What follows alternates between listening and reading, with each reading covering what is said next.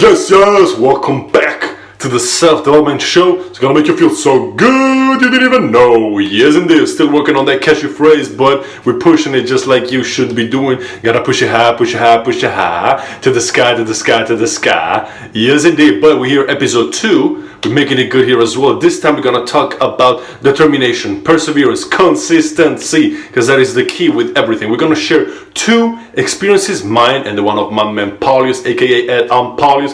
If you wanna hear about mine, then you have to go to his channel. But if you're here for the one for my man Paulius, then sit back on your chair, grab some popcorn, and enjoy this video.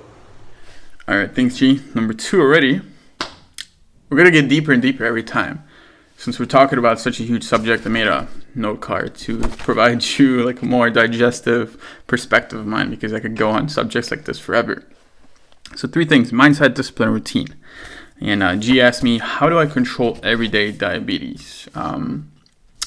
Well, this and this, right? And then insulin.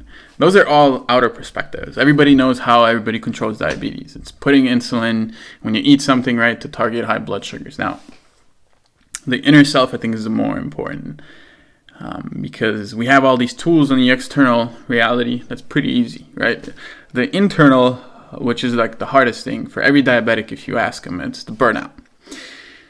And I think it starts with just the intent of coming into diabetes. If you look at it as a task, if I start thinking of something as a task, I'll burn out really fast. So my mindset, and I'll tell you a story. I think this is the best way to see how I think about how do I control diabetes. Is my mindset originally when I was a little kid. I don't know if you could hear my dog. Sorry about that. He's just barking. But my mindset when I was a little kid, when I got diagnosed with diabetes, it was just like a regular teenager. I did not give a shit about diet or anything. I did not know anything, so I did not care. As an excuse, I used insulin. But that only took a few short years till I started developing side effects, right? You can't be out of whack all the time. I started getting rashes on my skin, like fungi nails and all that stuff. You don't want that. Later in life, around 2022, so that's about 3-4 years in diabetes, I knew that I had to change everything because I was getting all these signs, right? My back started hurting. I'm getting my jiu-jitsu injuries back. My elbow started hurting, not only with the rashes and all that. It's like, what the hell is happening inside of me? That's when you really, really have to start reevaluating your life. And the approach, and I think that was the biggest spark to where I'm at today, was the diet. Now, I don't like the word diet because diet means to an end. Diet is good for somebody who's sick or somebody that's preparing for something, right? To do something temporarily, because it's a means to an end. But my lifestyle and approach for food has changed. I was misinformed, and the only thing that I thought about was chicken or rice. That's how you get healthy and that's how you look good and all that stuff.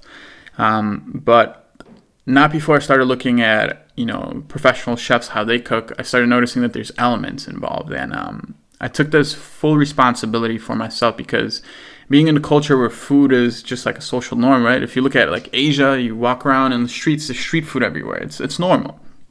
So how do you tell yourself where food is not your enemy, but you do have to change a few things to go back to the old, primitive sense of what food really was? And that's when I started looking at like paleo diets. And that was the first diet I've had the most success from. It was like a few months in.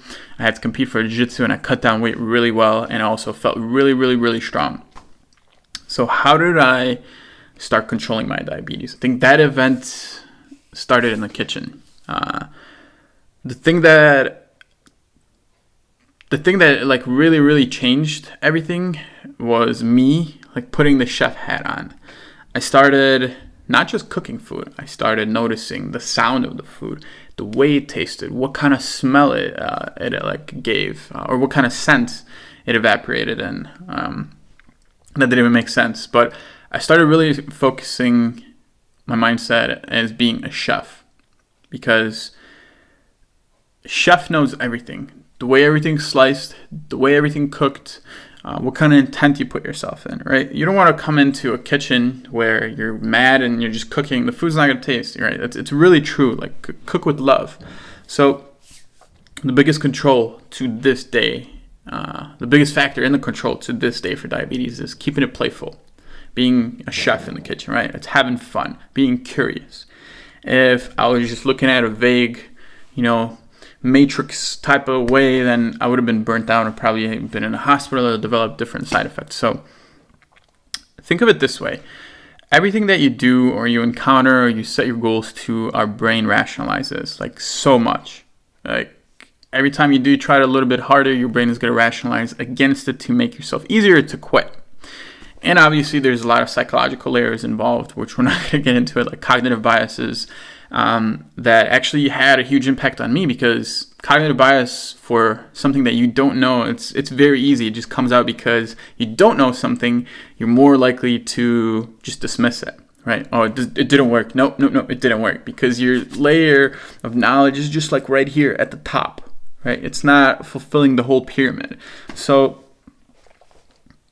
rationalizing, keeping it fun, keeping it playful, fitting it to your personality. Like I like to fuck around a lot. Like I like to mess around, laugh. So it fits me. Like being a chef in the kitchen, and now everybody comes to my house. Like my friends come. Like I make them food, and I feel good about it.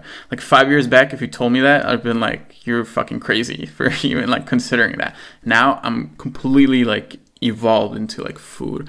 I love the history of food. I love the hunters' perspectives of foods. I even listen to vegetarians, like what they have to say. You have to be curious and open-minded, and that's like the whole secret to it. Everything else that you see, like the outer perspective, yes, these are all there. Everybody knows this, but most important thing is here. And to finish this off, keep it playful and stay gold. Take it back, Jay. Yes, indeed, that's his story. And I mean, like, everyone has the ability to develop discipline. Sometimes there are certain events, like for him diabetes, and for me, well, watch it in his video to know what it is, that create that spark and make you understand how important discipline is. It's about putting that brick day after day after day after day. Yes, indeed. And hopefully you take something out of this. Don't forget to go check out his video on his channel as well. Thanks for the support to the Self-Development Show. Gonna make you feel so good you didn't even know. Yes, indeed. And with this is it for today. I want to leave you, but not before wishing you a best of the day to everybody. I'll make it good.